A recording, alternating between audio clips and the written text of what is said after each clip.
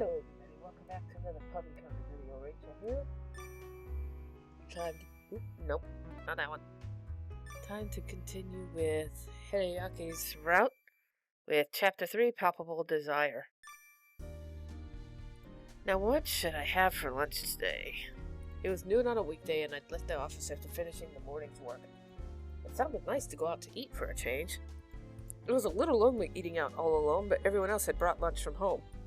I wandered the streets, wallet in hand. All of a sudden, I heard someone call my name. Crystal! Hideaki? When I turned toward the voice, Hideaki was standing there, not in his usual suit. He quickly extinguished his cigarette and ran over to me. I'm so glad you came out here today. Huh? Were you waiting for me? Yeah, I thought maybe we could have lunch together. Then you should have called or something. Yeah, but I didn't want to make you feel bad in case you packed your lunch from home. I knew where you worked, so I just figured I'd try my luck. So I'm really happy to see you came outside after all. Ugh, this guy. I'd never seen a smile like the one on his face. So today? You're off work today? Yep, that's why I had time to ambush you like this. So let's go, we gotta make good use of our time. With that, Hideaki nonchalantly took my hand and started walking. He never ceased to surprise me. How about the cafe we went to last time? Or is there somewhere else you wanted to go? Anywhere's fine, as long as I'm with you. As I said those words with a smile, Hideaki quickly averted his gaze. Was that too weird of me to say? Hideaki? You know, Crystal, yes, you're really adorable sometimes. He blushed as he spoke, making my own cheeks redden in turn. The cafe was slightly crowded. We placed our orders and then sat in silence. Hideaki stared at me, the smile never leaving his face. That made me happy to see. But still, Hideaki, what? It's kind of embarrassing to have you staring at me like that. It's okay. You look cute when you're embarrassed. That's not what I meant. No, that's what I meant. This is no good. He didn't get it. When the way he said it was so nice I couldn't push my luck. I had to find someone else to talk about. This is the first time I've seen you in everyday clothes. Yeah, well, I do work almost every day, so I hardly get the chance. It makes you look younger than usual. Are you saying my suit makes me look old? No, not at all. Actually, in the suit too, you know. What? You look handsome. I'm pretty sure you're the only one that's ever said that to me. You always do say the cutest things. Now I was embarrassed. I never meant things to go like this. Let's go out on a date sometime. Huh? Why are you so surprised? Or was that hesitation? No, I just didn't expect... I was interrupted by a loud ringing. It was Hideaki's phone again. After checking who it was, he put it away. Do you not have to get that? Nah, it's just that little brat again. He always calls the second he gets a little bored. The phone started ringing again. He was apparently the same person. God, this is annoying. Just shut up and let me enjoy my time with Crystal, alright? I gave a big nod, the words warming my heart. I'll see you later, Crystal. Good luck this afternoon. Thanks, and thanks again for coming to meet me today. Don't thank me with that earnest little face. I just wanted to see you. Hideaki, are you free tonight? Tonight I should be off duty as long as nothing comes up. Let me treat you this evening. What are you talking about? There's no way I'm going to let you pay for anything. Don't say that. I want to do something for you. Fine, you can buy me one drink. I'll be counting on it. Okay. With that night's plans laid out, I returned to the office. I'd get to see Hideaki again that day. My work went amazingly smooth with that thought running through my head. I stayed cheerful and excited the whole day. Doo-doo-doo.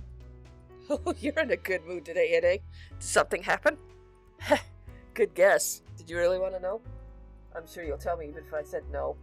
Actually, today, Crystal and I... That was interrupted by a familiar ringtone. Sorry, Minoru. What, Arahara? Hideaki, actually...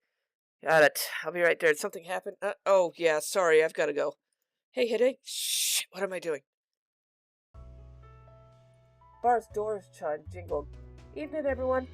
I'd headed to Idea straight after work. Something sudden had come up, so it was later than planned. I looked at Hideaki's usual seat, but he wasn't there. Hey, Crystal, were you by chance meeting Hideaki here? Were you... Yeah, did something happen? Well, I'm not sure what's going on. He suddenly got a phone call. Sounded like an emergency. He just ran out of here a few minutes ago. I see. Oh, well, can't help with more calls. Minoru? Minoru looked thoughtful. Maybe he was concerned about something. It made me nervous. Nah, it's nothing. Don't look at me like that. When you get older, you always imagine the worst. There's no avoiding it. So what had he been imagining? Thinking back, I wish I'd just asked. Since that day, I hadn't been able to get in touch with Hideaki. It was finally the Friday night after a long week. I headed for Audir, hoping to find Minoru and finally ask him, what on earth happened? I hoped he was busy, but I felt nervous for some reason. I walked through the park via my usual route. I couldn't help but walk faster than usual. I wanted to find out about Hideaki as soon as I could. My impatience went to my legs, quickening my pace. Before I realized it, I was flat out running. Faster, faster. Crystal? Ryunosuke? Where are you going in such a hurry? Oh, I didn't even have reason to hide the truth, but somehow struggled to get the words out. If you plan going there, I dare better change your mind. Huh? Why would you say that? What do you mean? Why shouldn't I? He didn't answer, he just looked right at me. I stared right back without flinching. Why shouldn't I? Does this have something to do with why I can't get a hold of Hideaki? Please let me... Yeah, you're right. I'm gonna do it anyway. Crystal, I want to know more. Is that wrong? I see. With a quiet whisper, he turned his back. He isn't himself right now. He's drinking like crazy. He probably doesn't want you to see him like that. If you don't care, then go. Okay. I took off running. Hideaki was there. I almost felt like he was calling for me. Hideaki, think maybe you've had enough? Don't even say that. I came to get drunk enough to forget. I don't think that's going to be enough to make you forget everything. I don't care. God, I need to. Why would you say it? No one's blaming you for anything. They don't have to. I do. Mr. Kodama, putting your health in danger by drinking so much. I'd hardly care if it killed me. Today must have been bad. Looks like I wonder what happened. Probably couldn't tell us. Saying out loud make it too real. I do understand how he feels, but... Miss Lynn, you came after all. If you're looking for Hideaki, he's over there. I turned my gaze in the direction of Yurahisa's gesture. It was definitely him. He was drinking stronger drinks than usual. He'd been in such a good mood the last time I talked to him. What the hell could have happened? Hideaki? He didn't turn to look at me. Hideaki! I finally sat by him and said his name again. He finally reacted and gave me a smile. His face had a sadness I'd never seen. What are you doing here? I came to see you. Why do you always appear when I don't want you to see me? Did something happen? Yeah, a lot of somethings. Nothing I can't talk about without more drinks. He then gulped down a nearby glass of alcohol. The ice tinkled strangely comical. Stop trying to hide behind alcohol. I'm here. I can't. You can't be with anyone like me. I don't care. Why do you insist on keeping everything to yourself? Didn't I tell you how much I cared? I want to help. Please trust me. Unfocused eyes met my gaze. I gazed right back at him. Then I want to go to your house, to your room. Huh? I want to talk to you, just two of us. My room? Yeah, your room. His warm hand brushed my cheek. His gaze never left my face. But if we do it, I can't make any promises about what'll happen, understand? I felt like this is a test. And so I couldn't afford to fail it. If it would help, then I would do anything. Fine. He looked surprised at my answer, but didn't say anything. I led him, unsteady on his feet, back to my place. Neither of us said a word. The warmth I could feel only made me sad. I locked the door and turned on my light. After I took off my shoes and started for my room, Hideaki flung me around to face him. Before I could finish his name, my lips were sealed with a violent kiss. His tongue snaked between my lips, fiercely tasting my mouth. Hideaki! I called out his name, his words punctuated by kisses. But as if to stop me from speaking, he sucked harder. I could hardly breathe, and tears came to my eyes. And yet I didn't want to resist. I wanted to accept it. Why don't you stop me? He pressed his forehead to mine. I couldn't see his face, my vision obscured by hair. I curled my fingers into it. I want to help you. I don't care what you did, as long as it'll calm you down. Say it again? My name? Why? Because I love the way you sound when you say it. So tighter and tighter, his arms wrapped me in a hug. I stroked his back to soothe him until he calmed down. Holding hands, we sat on the edge of the bed. Little by little, he finally began talking to me. That day when I was off duty, I got a phone call, remember? It was a 6-year-old little kid. I knew his mother from a while back. She was raising him on her own, so I felt obligated to help. So I gave him a cell phone. I told him that his dad might not be around anymore, but he could always call me. But that day, I broke my promise. I was so happy just being with you, I didn't even hear what he had to say. I ignored his cry for help. I'm an absolute monster. I don't deserve you. I'm the worst. But you helped him, didn't you? Huh? You got his message. That's why you were at the bar weren't at the bar that night, right? I'm sure the little boy doesn't hate you at all. He waited for you, knowing you'd come to help. Maybe. I just hope I'm doing enough. You are, I'm sure of it. No, absolutely positive. He said thanks, right? You're incredible. You're the one who's incredible. I'm just... He tightly gripped my hand. You're gonna make me cry. His free hand covered his face. You can cry if you need to. It must be hard keeping everything hidden inside. For me and for yourself. Seriously, you never see anything but my worst. I've never seen any such thing. I stroked his head soothingly. Thanks for helping me, and thank you for letting me help you. As I expressed my thanks, I pulled him into a big hug. I wanted to be closer. What am I gonna do? About what?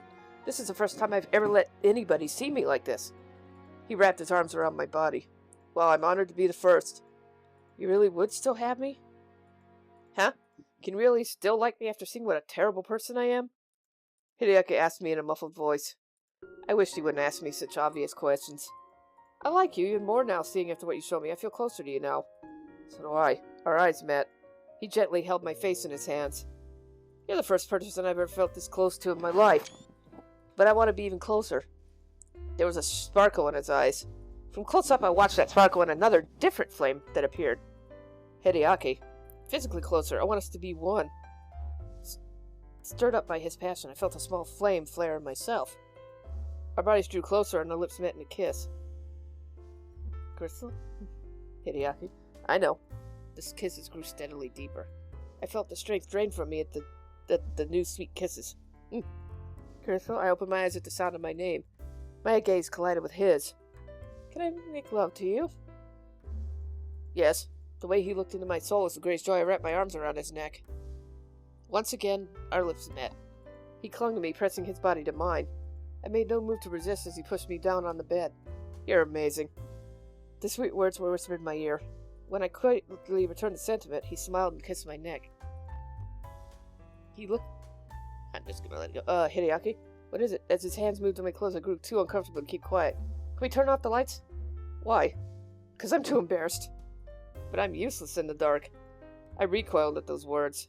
Remembering what happened last time, I hesitantly looked at him, but he was just smiling. I'm still afraid of the dark, so I'd rather keep him on. Is that okay? Just like a begging dog, he kissed all over my face.